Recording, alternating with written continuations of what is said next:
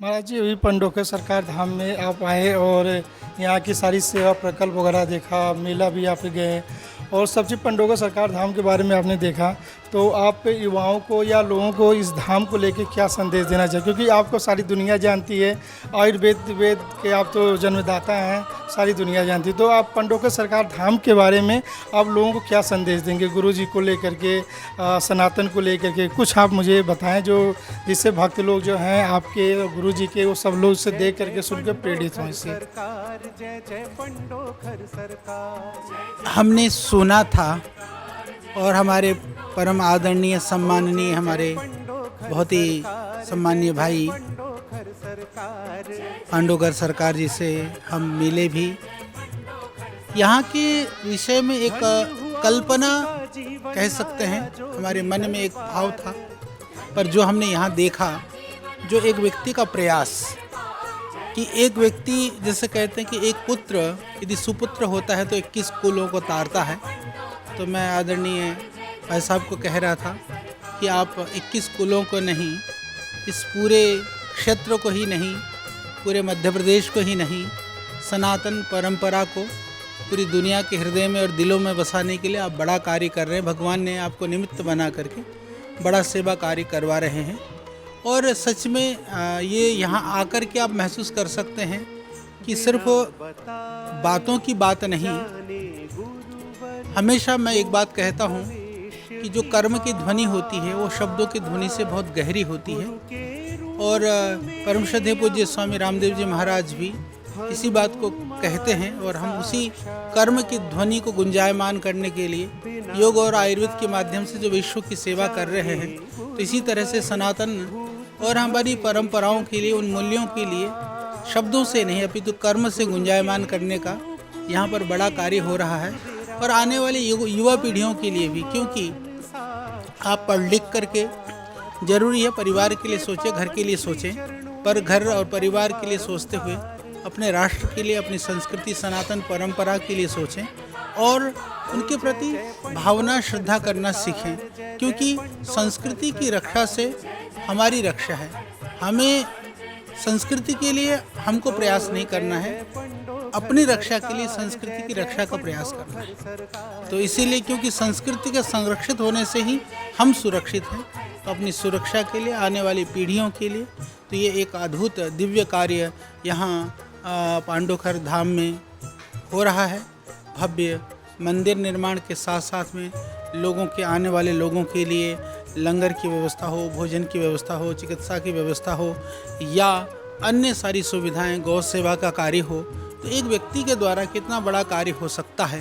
क्योंकि नितांत एक सिंगल व्यक्ति के द्वारा सृजित किया जाने वाला, मुझे लगता है कि आने वाले समय में जब बड़े कार्यों की बात की जाएगी तो यहाँ पर पांडोगर धाम को भी एक उसका उदाहरण माना जाएगा, ये हमें पूरा विश्वास है। बहुत अच्छा जैसे आप सुना कि महाराज जी ने बताया। बस महाराज जी, एक सवाल और था, छोटा सा सवाल ये है कि जिस प्रकार से आजकल आयुर्वेद की दवाओं से लोगों को चमत्कार हो रहा है, ऐसी ऐसी बीमारियां सही हो जा रही हैं जो एलोपैथी में नामुमकिन भी है, और लोग कहते हैं कि आयुर्वेद बहुत ज़्यादा चमत्कार है। और एक तरफ जो है पूज्य गुरुदेव श्री पंडोकर सरकार का भी दिव्य चमत्कार और दिव्य शक्तियों से भी लोगों के जो है प्रॉब्लम कष्ट दूर होते हैं, पल भर में हो जाते हैं। कुछ तो ऐसे होते हैं जो तुरंत का तुरंत हो जाते हैं, कुछ होते हैं 1 महीना 2 महीना टाइम लग जाता है।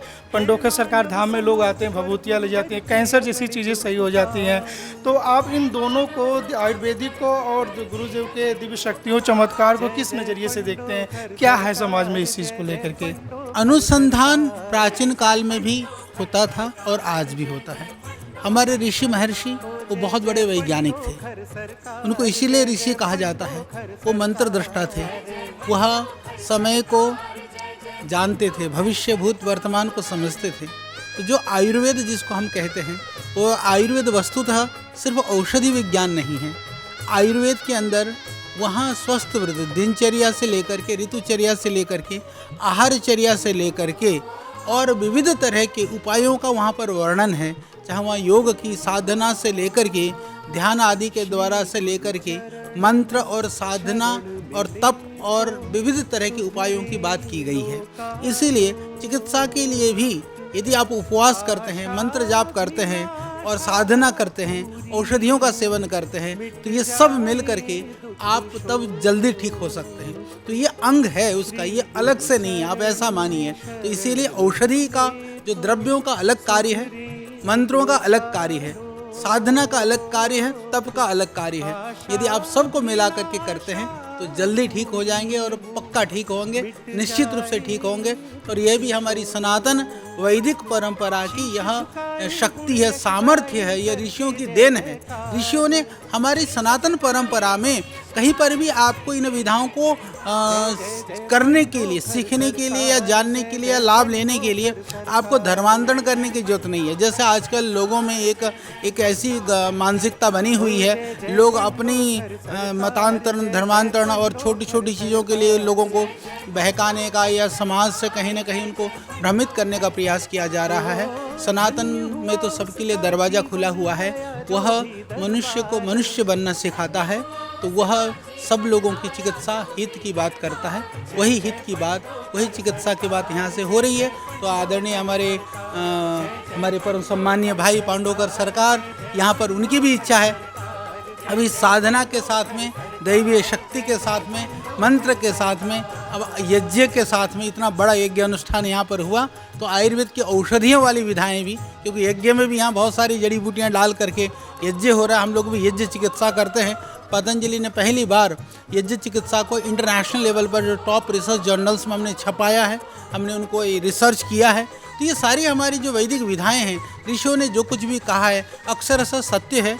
तो उसको नकारने की जगह पर उसके ऊपर अनुसंधान करने की, रिसर्च करने की, उसके लिए काम करने की आवश्यकता है। तो आइए, ये समय ऐसा है कि हम सब अपने पूर्वजों के प्रति गौरव का भाव रखते हुए, और यदि हमारे अंदर अज्ञानता है तो अनुसंधान करो, अज्ञानता को ज्ञान मान करके तिरस्कार करने का दुस्साहस कोई ना करे।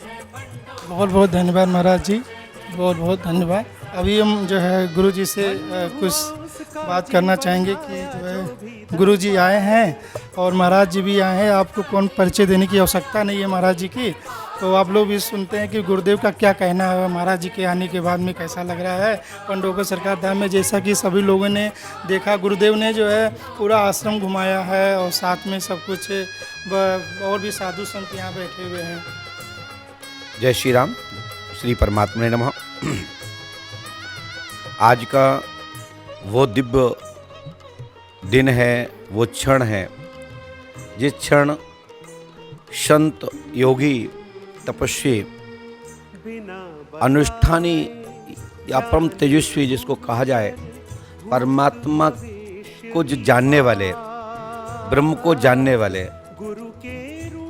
यज्ञ विधा को जानने वाले, आयुर्वेदिक को जानने वाले, जब ऐसे महर्षिगण जब जहाँ भी जिस जगह भी पहुँचते हैं वो स्वयं वो स्थल इतना पवित्र हो जाता है।